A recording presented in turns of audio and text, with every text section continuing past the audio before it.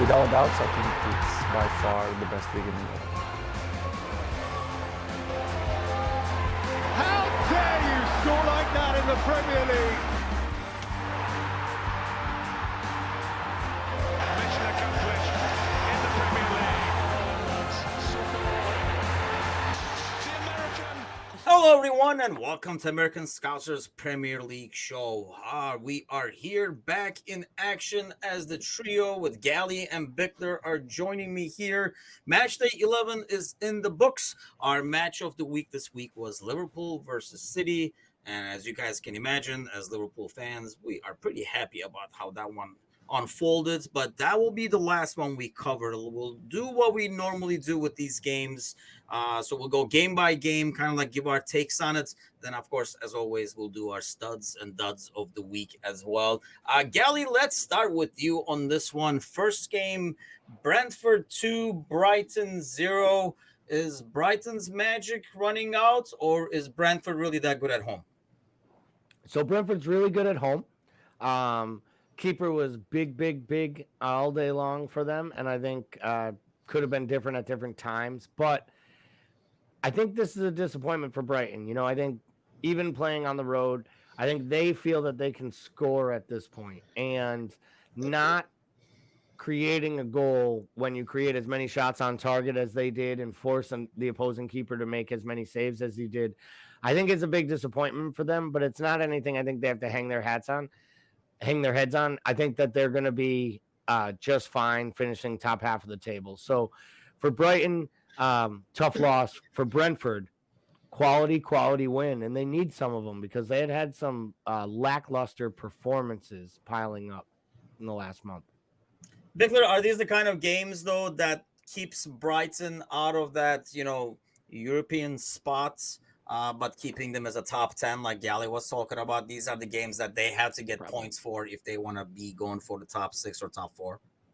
Yeah, absolutely. They got to have points here. They got to roll them on teams like this, especially Brentford, which just seems to be a case that you never know what you're going to get. I mean, they seem to fire really hot and then really cold. So yeah, I think if you're Brighton, who's, kind of prided yourself on that stability in that sort of growth over time, these are the games that you're now expected to win. Leicester City 0, Crystal Palace 0. Bickler, we'll start with you on this one. What do you make of this? Who ultimately should be happy out of this? Crystal Palace because they're away only? Is that the only reason you think? God, I feel like Palace is that team that's turning into draw specialists. They just seem to draw everything right now. Obviously Brendan's on the hot seat. I think Leicester here has got to be the one that's more disappointed just because of the sheer firepower that Leicester has on that side. The fact that they're drawing teams at all, the fact that they're not scoring goals. I mean, that's a team like Palace who does well to settle in, and they are stable, especially in the mids. But between Barnes and Daka and Dewsbury Hall and Madison, that team should be scoring goals here. I think if you're looking at any of these teams, that's the team that's probably disappointed they came away with nothing here. I'll be honest, I was more shocked that that game ended in a goalless draw. If anything, I was expecting a 2-2 or something like that. I was expecting that game to be more similar to the Fulham Bournemouth game, to be honest with you, than a goalless draw. Gally, how much trouble is Rodgers in? I mean, today we're hearing rumors about Steven Gerrard at Villa, who is, 4 points ahead of Leicester, and I would argue that probably is equipped a lot better overall in terms of the squad. How much trouble is Rodgers in, or how come we don't hear as much just by the name? Well, I think it has something to do with the fact that Leicester City as a club are financially strapped right now. They have players they have to sell, and their business, which is an international travel agency, has, I don't know, maybe not done as well over the last 2 or 3 years and making money. I don't know, maybe this little thing, COVID. And Brendan Rodgers has $22 million of guaranteed money owed to him if they fire him. So I think that has a lot to do with it. He's the fifth highest my paid contract manager. looks like shit based off of that. He's actually paid more. He's actually paid more than Arteta and Conte. So he's the fifth highest paid manager in the league. and I think there's a reason why he's still there. And, they made the mistake when Arsenal and United started coming sniffing. They gave him a bumper deal after the first close to the shave to the top 4 finish. And they gave him a much better deal, and his terms are so high that I think that they're going to ride it out with him. And I also think they know they gave him kind of a stacked hand. They didn't make moves. They sold his best players late in the window. They didn't buy anyone. And listen, there's going to be more players to leave. I think Madison goes in January. I wouldn't be surprised if Barnes goes next summer. So Leicester's in real trouble. And Brendan Rodgers might, I hate to say it, he might be the one that goes down with them. He may not be there when they land, but they may let him kind of, because he sounds like a man who's actually trying to get fired.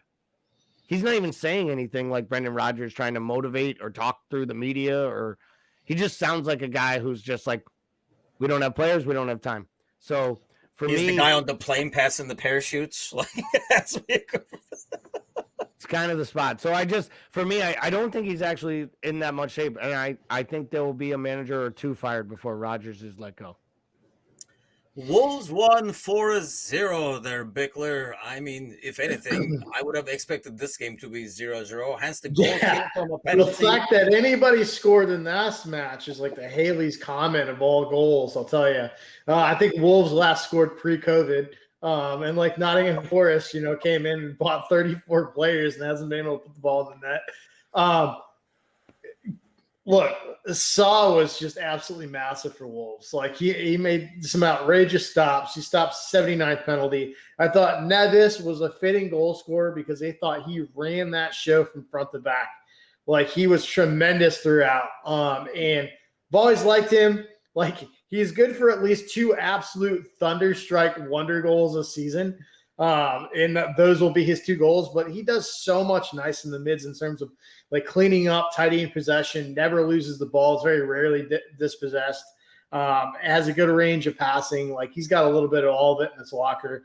Love watching him. But yeah, I think that was down to him burying it at the spot. They played sound defensively and Saw played out of his boots and Forrest didn't have an answer. Yeah, that should have been one of those games that's first one to score wins and then just called it after that. Fulham 2, Bournemouth 2. Is Bournemouth revival tour continues for the most part, Gally? I don't think it's fair not to just Gary O'Neill should be the manager of the year until there's another manager of Bournemouth or they stop getting results. Because does anyone think that, because Scott Parker's not there, these guys all of a sudden became Premier League players? I don't. I mean, I do think they're set up in a better way. I thought you were going to say I do because Parker isn't there or something. No, I think they're set up a lot better. I think they look a more formidable side. I think what Bournemouth does is they play to their strengths, and I think that they got back to what made them a really good side in the championship. They're playing a little bit more defensively sound at the back. They made a keeper change, which is always important when it works, right? It's like the backup quarterback thing. It's only a great move by the coach when it works. If not, they're like, put the starter back in. We pay him all this money. But and listen, Big Dom Solanke should be proud of himself. People questioned him in the championship. Could it translate over? His underlying stats say he's like the least effective striker in the entire league. Yet he's got more goals and assists than some of the better strikers in the league. So at the end of the day, you got to show up and get the ball and the job done. I do think some of it has been a little bit of smoke and mirrors here with Bournemouth. And I do expect the chains to come off and them to be fighting a relegation battle. But good on Bournemouth. They're picking up points away. They're getting draws at home. They're winning matches they shouldn't. I mean, if you remove the 9-0 drubbing by Liverpool, you wouldn't actually look at Bournemouth and say what they've done so far as a collection of work over 10 matches is not quality. So I give them credit. I don't know where it goes from there. And as far as Fulham, they to me look like a team that's going in a reverse direction. And I think before we know it, Fulham will get to their actual level, which is probably somewhere, in that role between 12 and 17 that we put every single team in the Premier League in except for the top 5. In our broad estimates, yes. I mean, I think Fulham was smart enough to stack some points early in the season. I think that, it seemed like, for example, Forest was not able to, and that's why they're struggling now.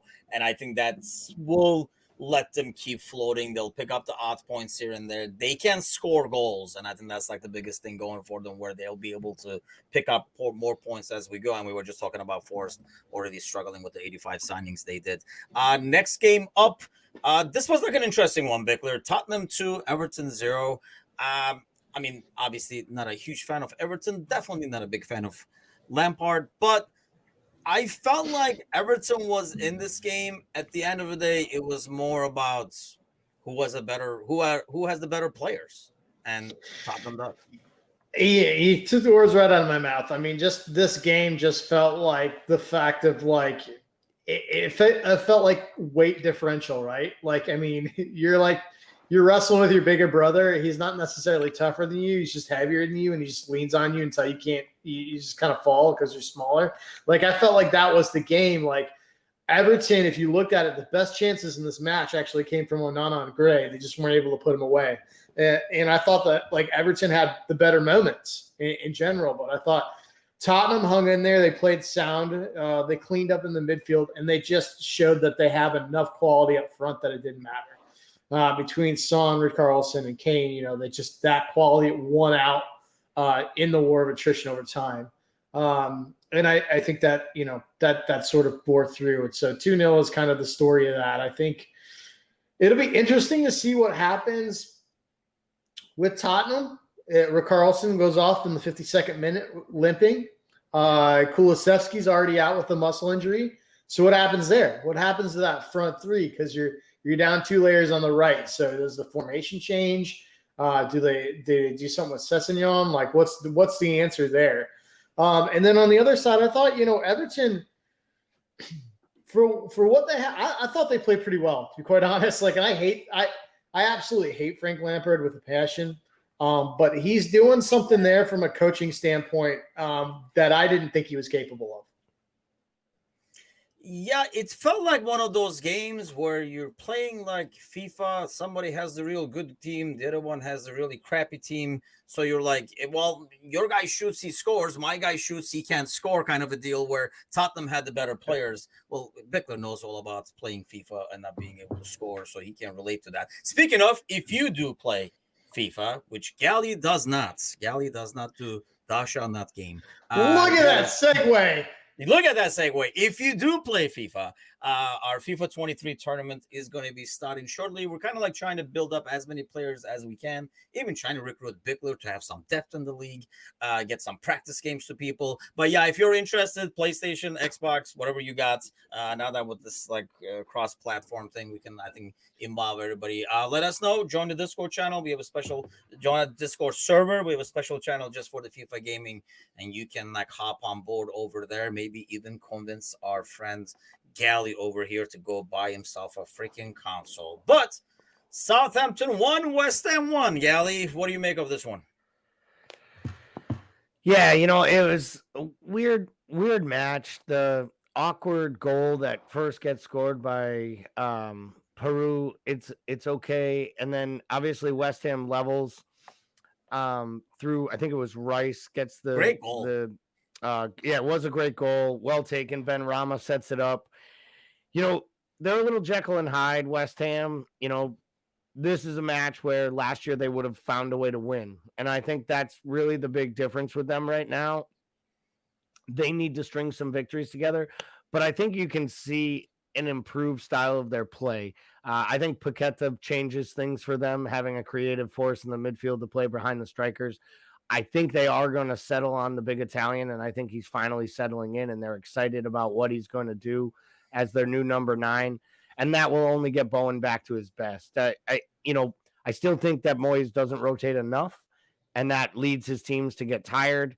Hopefully that won't happen to them playing all these Thursday, Sunday matches, but hopefully there's not much rotation, and they're pretty tired Wednesday afternoon when they play Liverpool.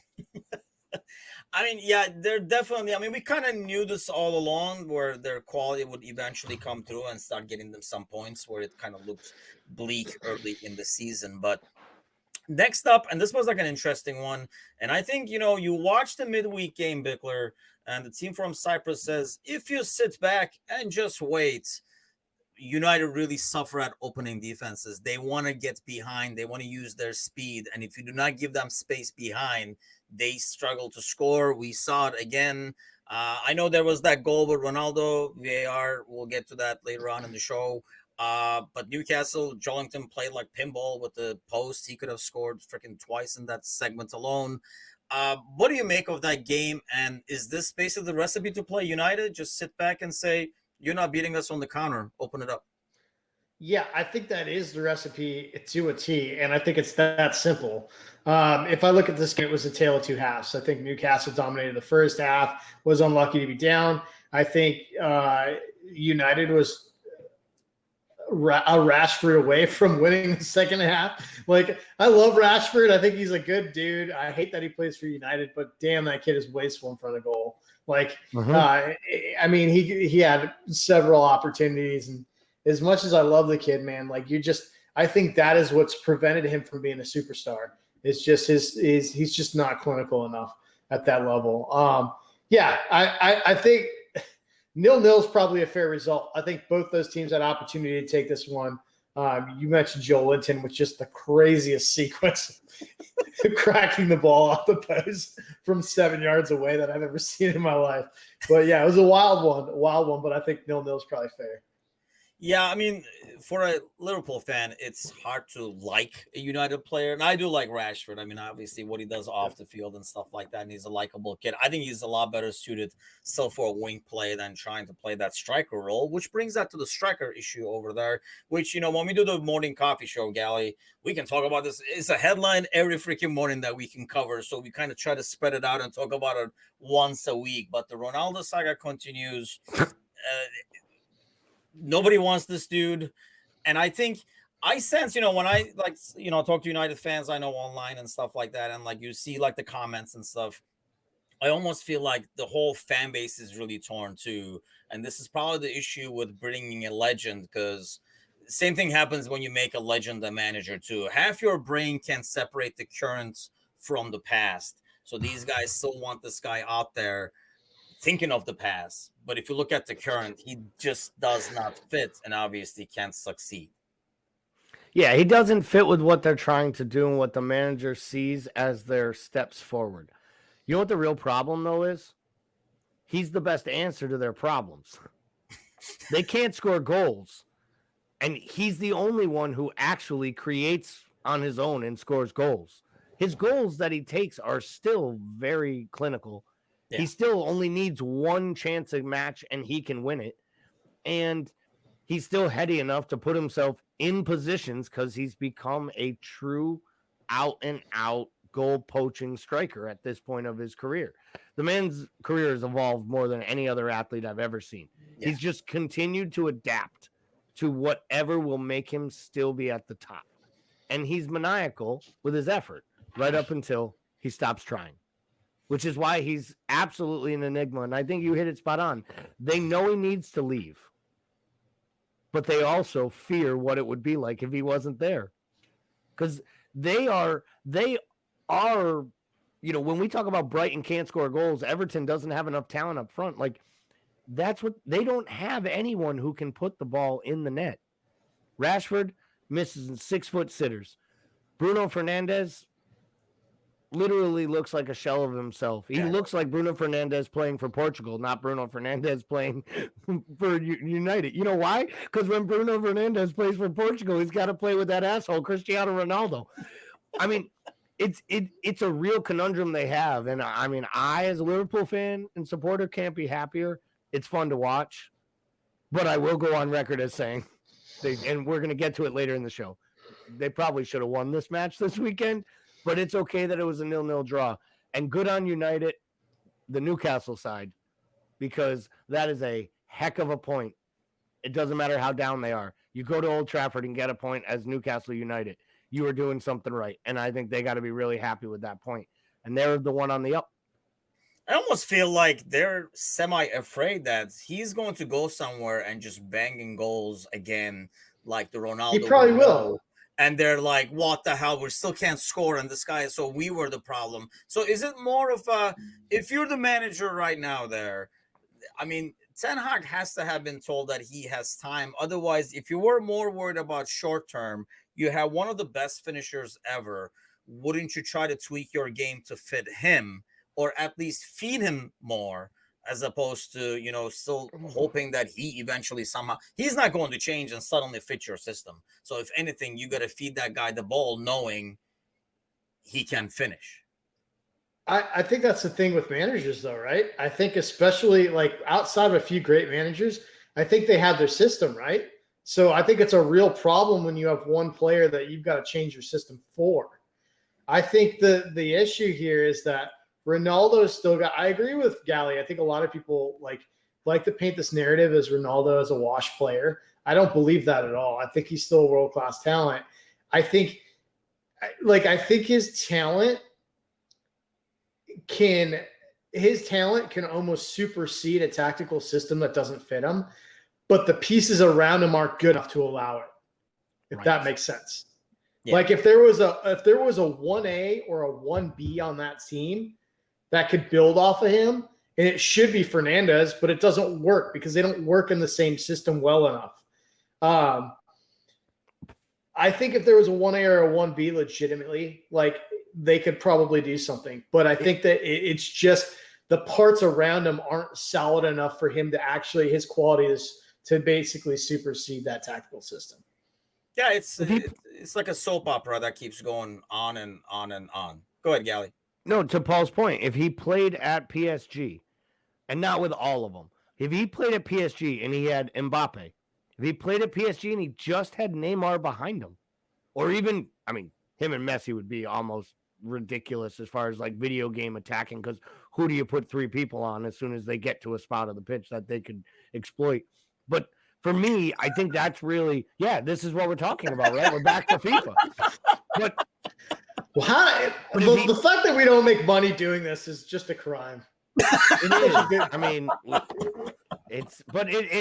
I look at it like that. I think there are spots for him.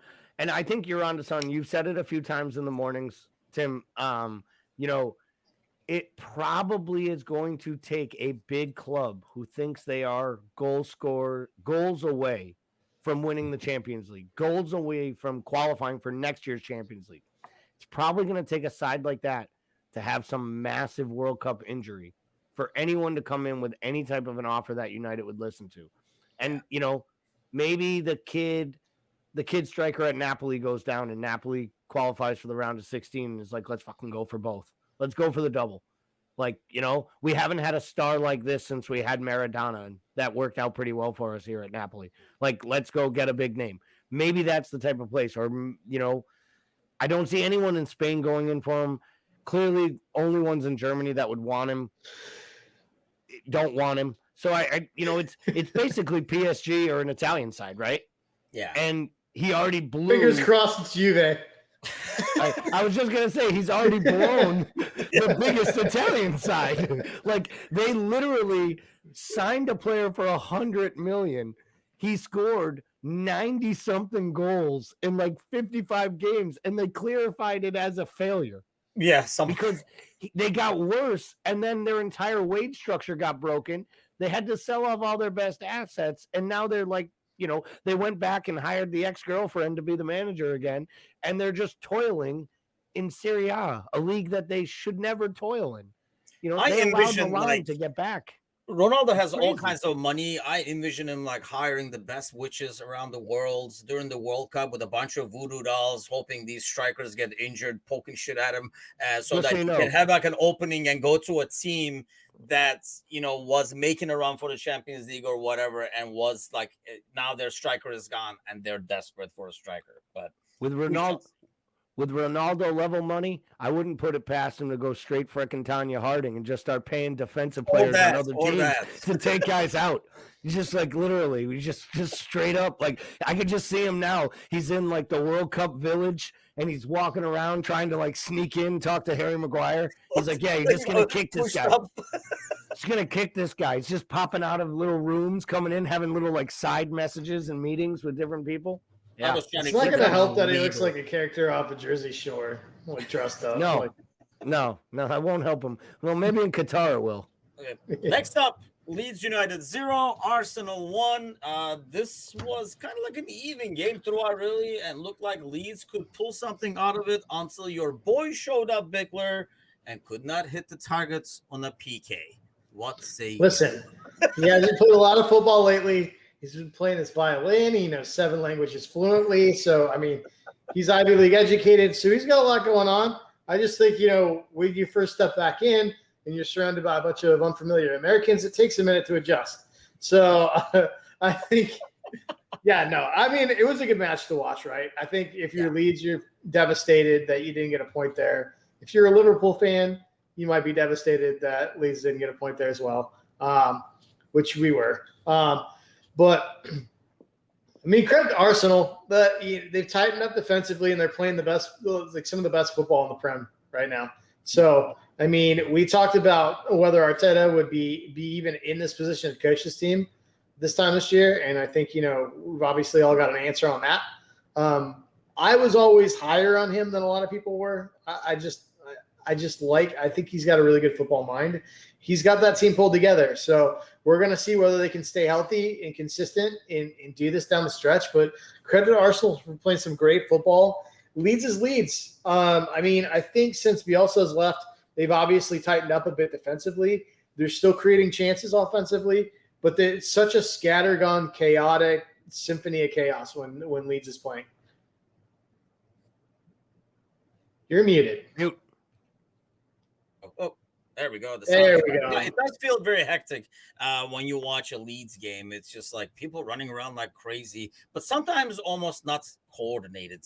So we'll see what happens. I still, like I say, keep saying this weekly, but I think once Europa starts getting tougher, that's when Arsenal's true colors might come out in terms of being able to play at this level Thursday and then on a Sunday and stuff like that when they can't rest as many people on a Thursday. And I think this game was kind of proof that, obviously we're going to talk about City in a little bit over here and they lost. But if you compare the two teams and you say which one is more likely to lose points and not be able to finish games off, I think in more cases, you're going to pick Arsenal there. Speaking of not being able to, close anything off we got a lot of hate for this in the beginning of the year, as infamously we got hammered on YouTube for calling this kind of early, but Villa loses at home to Chelsea. I still say Mings, that was kind of like a assassination effort on his part. And then I don't know what Martinez is doing in the goal. It's a nice kick and everything, but I don't even know what Martinez is trying to do.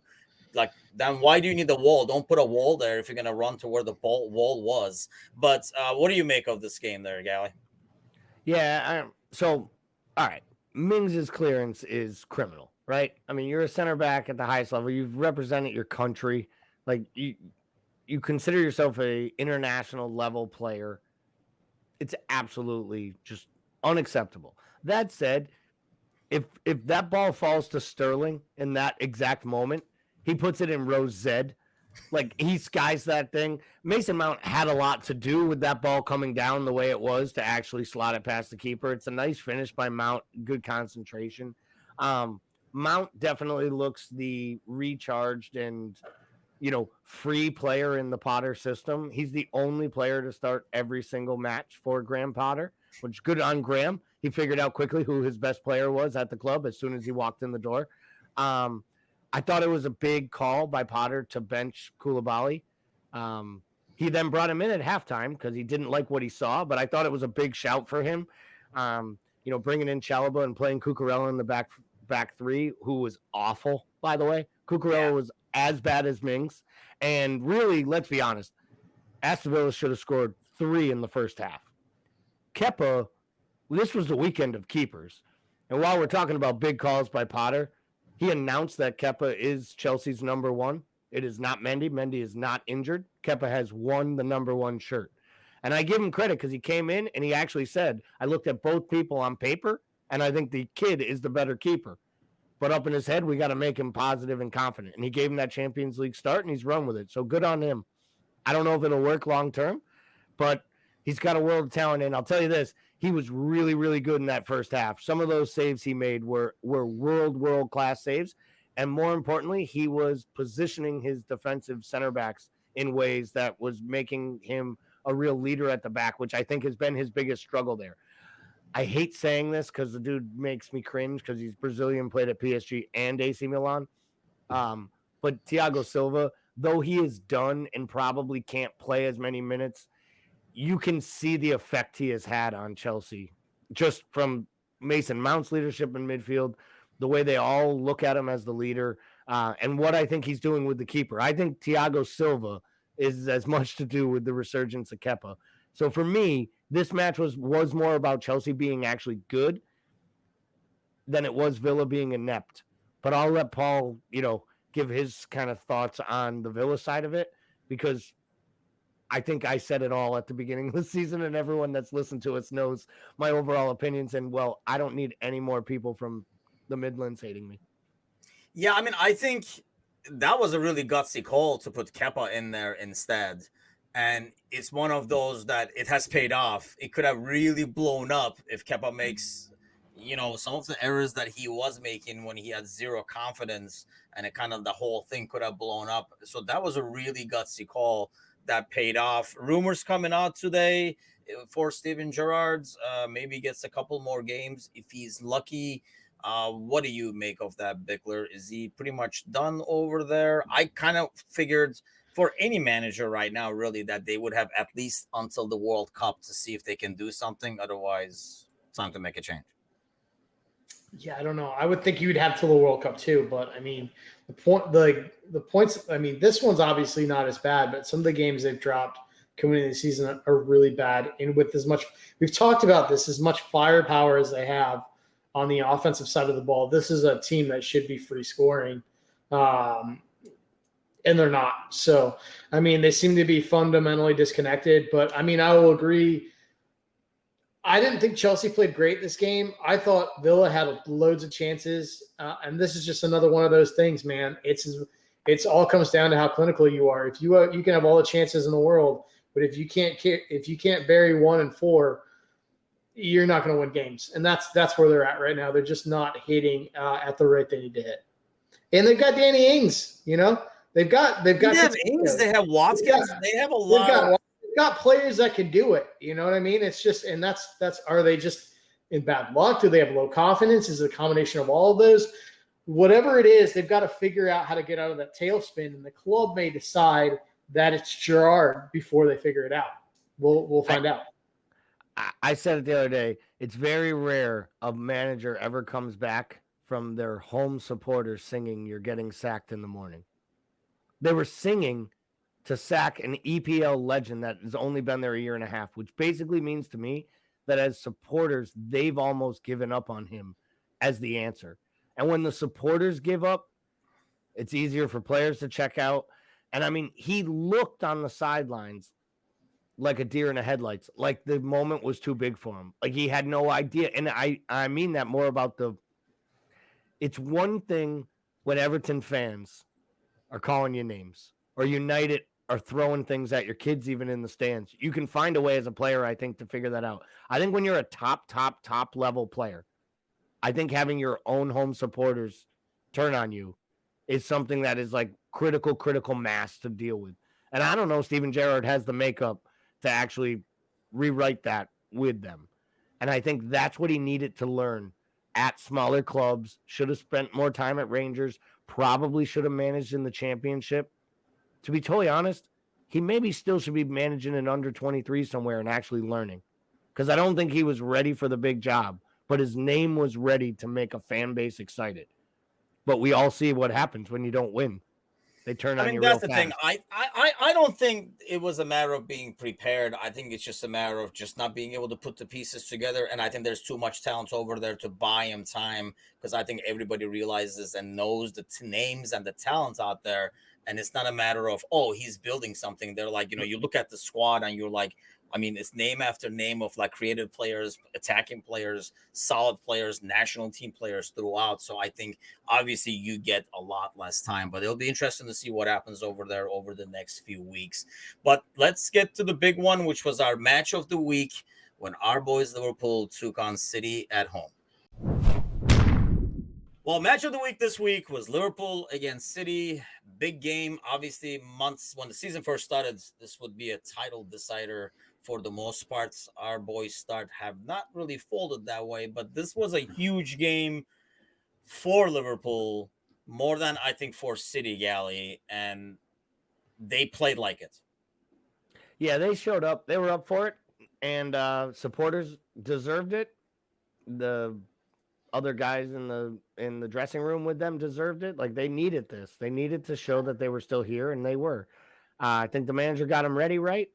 I think that the lineup was good, and I think we've talked about not being able to carry 7 players out of 11 that are under par, and it was so refreshing to watch, 10 out of 11 that were playing above par for once. And I loved how Anfield responded. I loved how the crowd interacted. I thought they were up for it and helped, spurn it on at times. And, we'll get to VAR and their different, decisions and things. But as a Liverpool supporter, really excited. But let's be real. As an EPL fan and person who covers it, nothing changed. Unless there's injuries or major differences, City still walks this league, in my opinion, and finishes with a 5 to 8 point gap on the closest of teams, even with Arsenal 4 points ahead of them now. So for me, nothing changed except for maybe Liverpool is finding its groove. And I think that's why it was a bigger game for us at Bickler. And, the fans knew it. Obviously, the atmosphere, it felt like a Champions League game, like second leg or something like that. So, I mean, it had that kind of a feel that everybody knew. And, hey, we were not optimistic either going into this game because we did not expect this kind of a performance. After what we've seen over the last few weeks, what was the difference, you think? Is it just the understanding that this is very important and people putting their focus and effort into it? I mean, I think it's very clear. I think we made a deal with the devil where they said, like, in March of 2022, from like March until October, your team is going to be in the worst form of their entire life. But on that day in October that you play City, you're going to play out of your entire team is going to play out of your mind. Like, so that was I really don't know. I mean, I think it's interesting that, like, this game going in this week had as much importance, in my opinion, as if we were 1 point behind City in a title race, but for very different reasons, right? Like, we needed this not because of a title we're chasing. We needed this for us, just to save our season, to make sure that we're solidified at least in top 4, and to make sure that we're just not in an uncontrollable tailspin that we felt like we've been in for over a month and a half now. So, yeah, and I mean, all the boys came out firing on the front foot. The effort was there at the bat. The formation was right, in my opinion. The tactics were right, in my opinion. The right side of that lineup terrified us. We're playing a 37-year-old as a right back, and we're playing our second stringer on the right side in front of him. So, I mean, it was terrifying, but everybody played out of their minds. I thought we did a good job mitigating risk. We were smart with the ball. If we couldn't play out, we lumped it out into a less dangerous spot. I thought we figured out how to make Mo a central focus again, where he was a real outlet for threat. And the fact that, like, if you have to account for him from a position of fear, that is a decided advantage for Liverpool. And I thought we brought that back for the first time. And that was, to me, we've been – obviously you see the struggles throughout the season, and we were kind of like waiting for a turning point, right? They beat Bournemouth. We were like, all right, we're back. And it was like, oh, maybe not. And then, like that Newcastle game, same thing. Even like the first Rangers game. That second half of the Rangers game gave glimpses of the Liverpool that we were more used to. But I think rightfully so, we kind of like looked at it with doubt and we said, oh, it's freaking Rangers. So this is the big test over here. Then you see that lineup. You're like, holy shit, what's going to happen? And then they come out firing, and it's more the team that we're used to seeing. Is this finally the stepping stone? Obviously, we're going into 2 games within like a week over here, West Ham at home and against Forest away. Are they finally back? Is that the feeling you're getting now? There's no way of knowing, obviously, but what is the gut feeling you have now, Gally?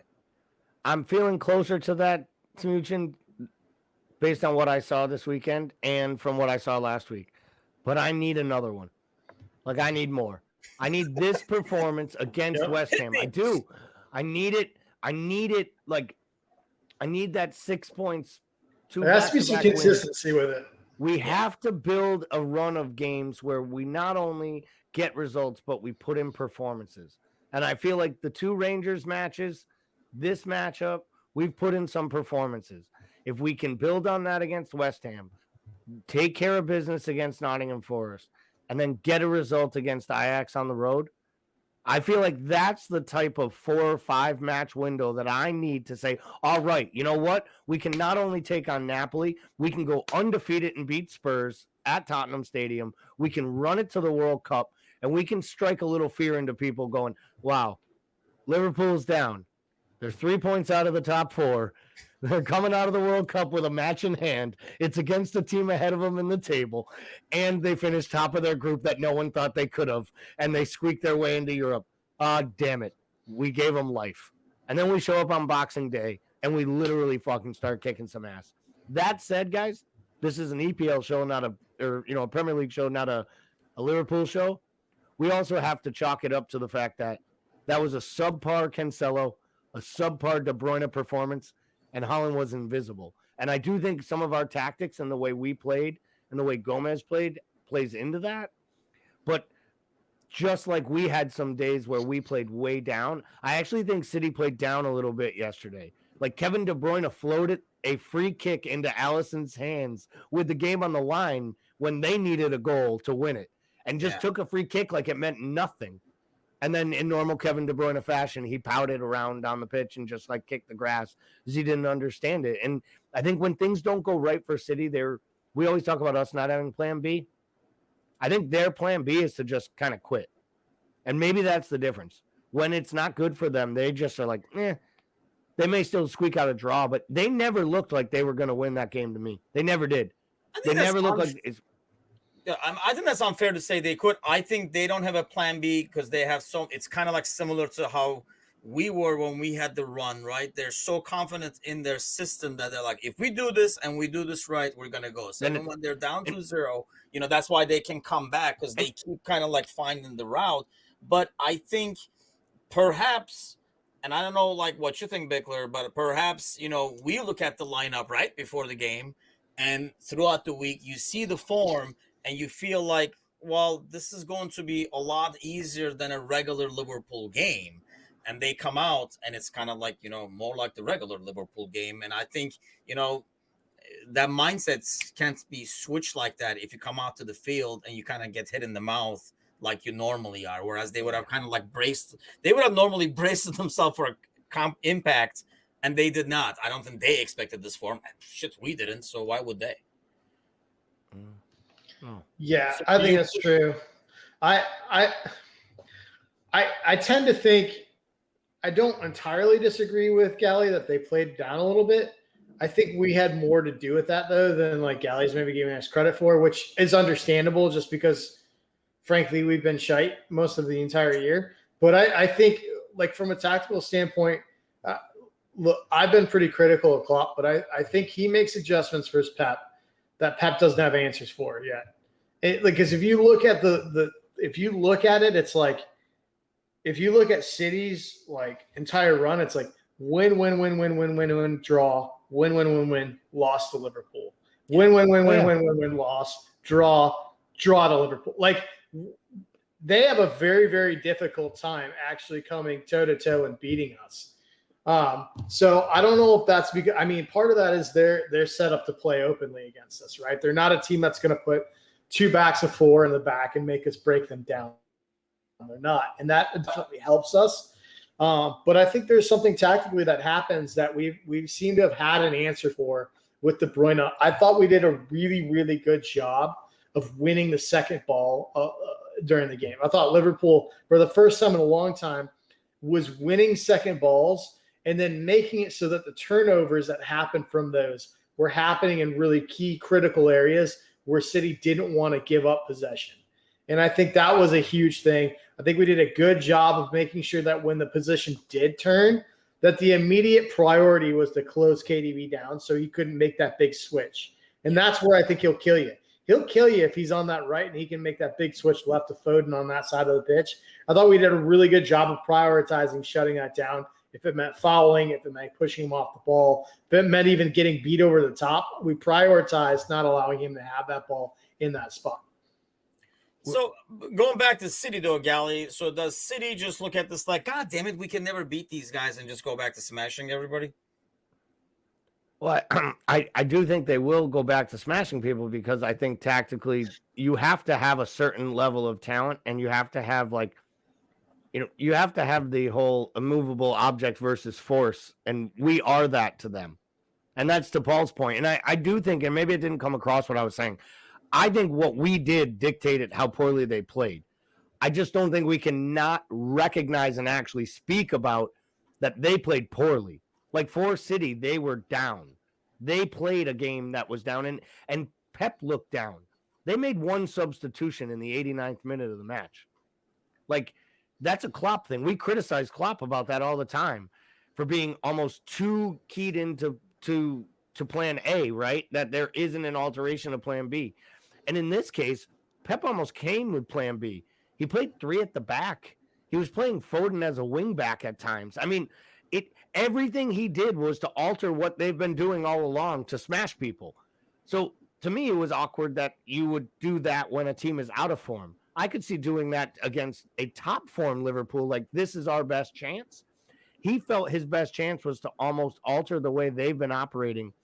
And I feel like it gave us the confidence to push forward and probably took away some of them. And on top of it, like they're trying to play their tactics to run everything through Haaland. I think Pep really likes building on that Haaland is great and that this goal scoring and like they love it. And it just doesn't work if he's not getting touches in dangerous spots. And how many times did you honestly fear that Haaland was going to score? I can remember like maybe less than a handful. And he really didn't do anything else all match long. I mean, his biggest contribution in the match is pulling Fabinho to the ground because it allowed the commentators to actually get his name out 5 more times. Yeah, I mean, I think it was a lot of like what we did that kind of like enabled that, and we did not even play like how we normally do. I think the adjustments that Liverpool made were a lot more effective than the adjustments they made. They almost like set themselves back, like you're saying, Gally. But it's a huge game, and honestly, I mean, obviously we're happier as Liverpool fans because when the game we won the game, and we don't hide at all, as you can see in the background and stuff here, that we're like Liverpool fans doing a Premier League show. But as you watch that game, I think it was like 60th or 65th minute or so, I was thinking to myself, like regardless of the score of this game, holy shit, what a game! Like the pace, the quality, we gave two teams that genuinely hate each other too. What? I said 2 teams that genuinely hate each other too, because you don't see that a whole lot in sports anymore because people move so often because of the way the money is in the game now. Like you just don't have rivalries like you used to have. Like growing up in America here in the early 90s, late 80s, we had the Pistons, the Bulls, and like these basketball teams that were players were there for years. And they genuinely hated each other. And like, I know people that grew up over in England that we have these massive rivalries between clubs that have persisted. But I think in the modern football era, especially with clubs that get oil money and new takeovers, like there just doesn't seem to build that genuine. I think it's a good mix of genuine hatred between players and mutual respect between the managers. And I think like that plays into a really unique rivalry where like I think it's one of the better rivalries in all of sports right now. I think so because, I mean, it's competitive as well. I mean, you just don't know which way it's going to go, and it's a healthy competition on the pitch. And like I say, you see the managers' mutual respect on the sideline, despite them going nuts on both of them. I mean, obviously Klopp a bit more than Pep this week. But, yeah, I mean, it's a true, like, spectacle. And, maybe to a casual fan or somebody new to soccer, I hope they can still like get that, because if you're just looking at goals scored or something like that, maybe you don't get that feeling, but you can still see the intensity and the the struggle, the battle that's happening in front of you, and you got to be able to appreciate that, regardless of like how many goals were scored. But that was our match of the week this week. This week, at least, we were on the happier side of things after last week with Liverpool beating City 1-0, and hopefully our boys are back. But we'll talk more about that when we get together again next week, where we cover 2 match weeks. But before we get to that, let's do our studs of the week. Let's go around real quick. Gally, let's start with you. Who was your stud? Yeah, so my stud of the week this week, it's going to be like the week of the keeper. I'm going with Sa from Wolves. And, Wolves gets 3 points. You'd think you'd give it to the goal scorer. You give it to the interim manager. Reports Nuno's coming back. And I think, honestly, all the talk has to be about Sa. Saved the penalty, made a few other great saves, keeps a clean sheet, does a great job organizing his defense. And it's 3 points that Wolves needed vitally. So for me, Sa was my stud of the week. How about you, Bickler? Who was your stud of the week? So I'm going to go to the Brentford-Brighton match, early week game. This was a match that, Brentford had won 1 match in 6, so they badly needed this. We see 2-0. I know a lot of you guys are going to think I'm going Ivan Toney because I do love an Ivan Toney. I'm actually going goalkeeper as well here. I'm going to go Raya. I thought Raya made a series of saves in the first 15, 20 minutes of that game that really dictated some things. Very easily could have been down 2 goals. I thought he made some absolute world-class saves right out of the gate that kept that thing even. And then Ivan Toney was able to take care of the rest with that Brentford squad. But I thought Raya basically stood on his head for the first 45 minutes of that match and made it possible. My stud of the week is my rare opportunity to go whole homer on the show, and I'm going to go with our boys, Liverpool. I thought this could have been a huge derailing moment if what we were afraid of would happen and City would beat us handily at home at Anfield, and I don't know which way the season would go. I think building up on the win, putting the performance they are, I think there's more to see. But I was extremely impressed with, we were talking about earlier how 10 out of 11, and the 11th guy like Bobby just did not play his usual great self that he has been all season so far. But the rest were kind of like MIA for the most part, except Alisson. Diaz, who was the only other solid player we've had this season, is out injured. So to put that lineup up there, which we talked about in our pre-match, even put a scare into us in terms of what could possibly happen. For those guys to go out there, battle the way they did, and keep a clean sheet against City, which I don't think anybody who watches the show, who follows Premier League, put money on. If you were putting money on, you would not put it on a clean sheet for Liverpool against City, who was firing on all cylinders. It takes a lot of work, a lot of, there was a ton of work right in that game from like players like Jota, Elliott. I mean, everybody talks about the back line, but it's a lot of work done throughout the field. Fab and Thiago in the middle, even like afterwards, like when Hando came in, I thought he did excellent in the middle too. A lot of hard work, a huge win. Even the crowd was aware of how big this game was, and it showed, and they get the 3 points. So I don't know if this will keep going. So if nothing else, I'll get my homer pick out of the way on match week 11 over here and make Liverpool my stud of the week. And for every stud, there is a dud. So let's do the duds of the week. Bickler, who's your dud? Dude, I hate this. It's going to be Bamford I from love Leeds. it, though. I know you guys. He's my dude. We go way back. But unfortunately, man, I tried to reason my way around this because he led Leeds. He only played 45 minutes. He's been out a lot of football, and he basically led Leeds in chances created. He also led Leeds in chances missed. He missed the penalty that would have tied it. The rest of the league would have rejoiced. He missed that big moment, so they lost points on the penalty miss. 0 for 8 on ground duels. He also was dispossessed 3 times and didn't complete a successful dribble. So, for me, you can create all the chances you want. You're a real vulnerability if that's your stat line on the other end. So I love my boy Pat. He's going to come back strong, but this week was not his week. How about you there, Gally? Who do you have? Do you have anybody this is just, I can hear the heart cracking, his heart being broken as he's making dud of the week over here for Bickler. Who is your dud?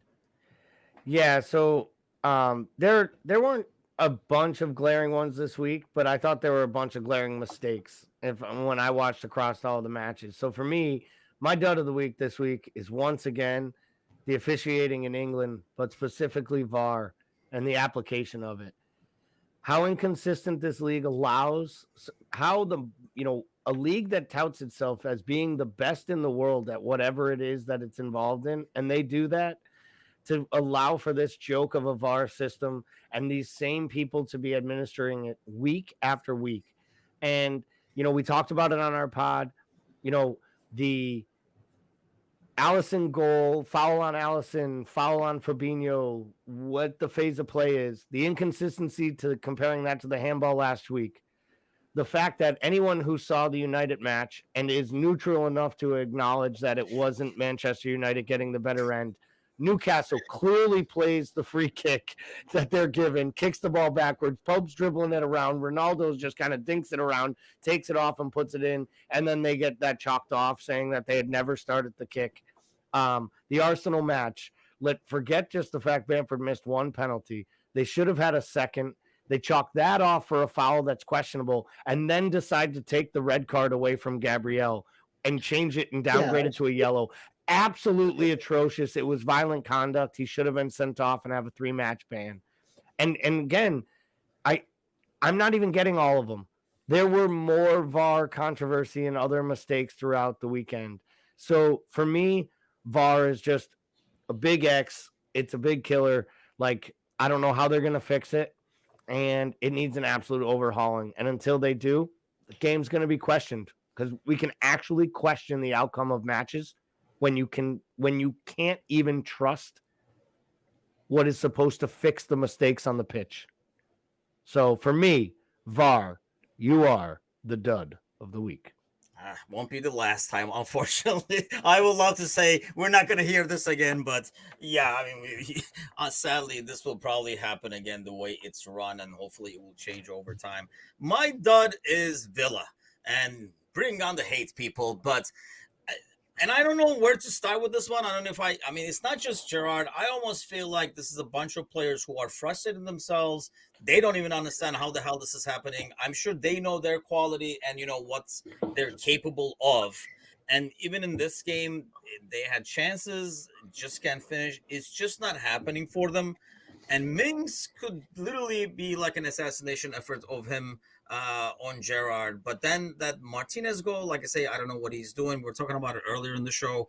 And I just think overall, this team almost is waiting for Gerrard's replacement. And that's the sense I'm getting. And that's what's disappointing for professional players, because I think they know they're in a rut. They have no idea. Somebody has to, they're not going to wake themselves up and make it work. It's almost like they're waiting for Gerrard's replacement to come in and kind of wake them up. And I think that's disappointing to see for professional players to do that. But they are my duds of the week for Gerrard's sake. I hope they turn around, but I just don't see it based on the body language that you see from the players who are, we were mentioning earlier, like Watkins, Ings, Coutinho. I mean, world-class players just underperforming and just not being able to put it together. You have a ton of talent, not confidence at the same time, which is kind of painful to watch. And I'm sure it is for Villa fans as well, because obviously we know from our, the response that we got to our preseason show that they had really high hopes going into the season. And when we kind of raised out, it was smashed. But this was kind of the reason was we felt there was a lot of talent. Are they going to be all those pieces going to fit together and perform well? And I mean, clearly it has not. So they are my duds of the week. Moving forward, we will be doing our show. We will be covering match week 12 and match week 13 at the same time next week. But we're probably going to be focusing more on match week 13. Our match of the week is going to be Chelsea versus Manchester United. United is actually taking on Tottenham too in match week 12, which is another big matchup to keep an eye on. But we'll be focusing on match week 13 for the most part. But if you want more coverage regarding the games that are going to happen midweek, you can always tune into the morning coffee show, 8 a.m. Central, every morning, every weekday, I should say. We'll definitely be talking about like the Tuesday, Wednesday games during that. The production value of this episode has been just ridiculous. So enjoy it while you can, because next week I'll be screwing up everything over here on your screen. Gentlemen, thanks a lot as always, and thanks to all those listening. Give us a like, share, follow, all kinds of stuff. Gally is still in shock in the production value we performed today. I am. I'm not as much in shock of the humble brag. The humble brag, I kind of expected. The production quality, yeah, shocking. It goes hand in hand. You get that with the good production, you get the humble brag. It's a package deal for me. So thanks a lot, everybody. Give us a like, share as always, and thank you for your support of American Scouser. See you guys next week. Take care.